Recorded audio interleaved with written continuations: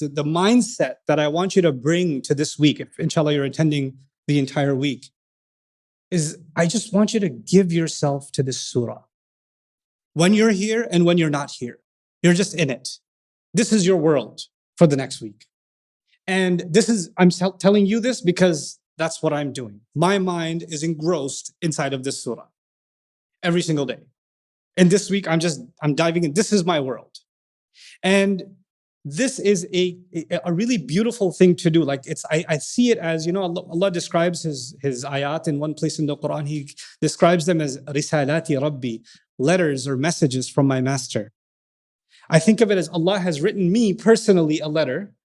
He's given me this personal message, and I'm going to do everything I can to immerse myself in every word and everything I can get out of this message. It's valuable to me. I'm not going to underestimate it and say, oh, I've read a letter like this one before. Oh, I've heard that one before. I'm coming at it with fresh eyes and with humility. That's one thing I want from you, to get the most out of what we're going to do.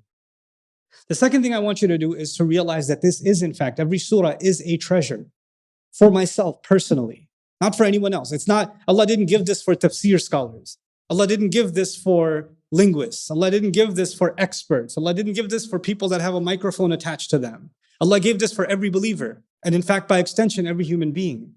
And so if I'm lucky enough, I'm fortunate enough to know that Allah has given me this message, then I'm going to treasure these words, right? I'm going to be focused on them and give myself to them, which then leads me to the next bit of advice.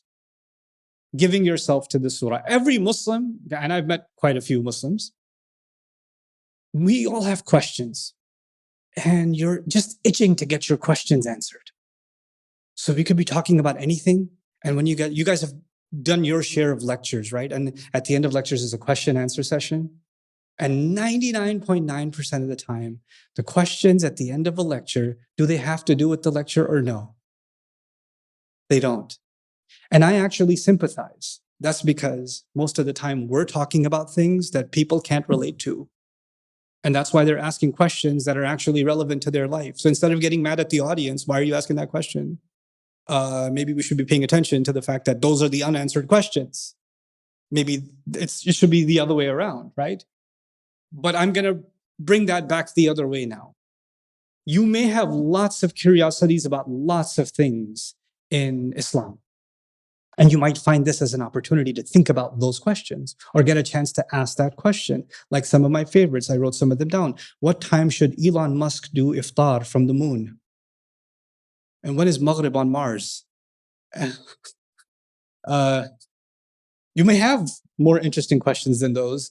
The point is, this week, let Allah be the one to ask the questions. This week, let your questions go.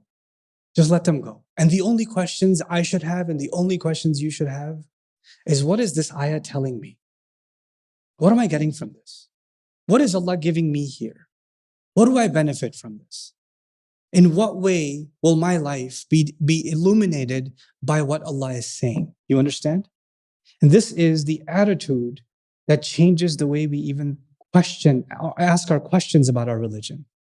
You know what I've experienced? I used to have, before I started studying the Quran, I used to have a lot of questions about a lot of things in the religion. Philosophical questions, legal questions, fiqh, you name it. And then I decided to just let my questions go for a little bit and just study the Quran. Just let Allah be the one that decides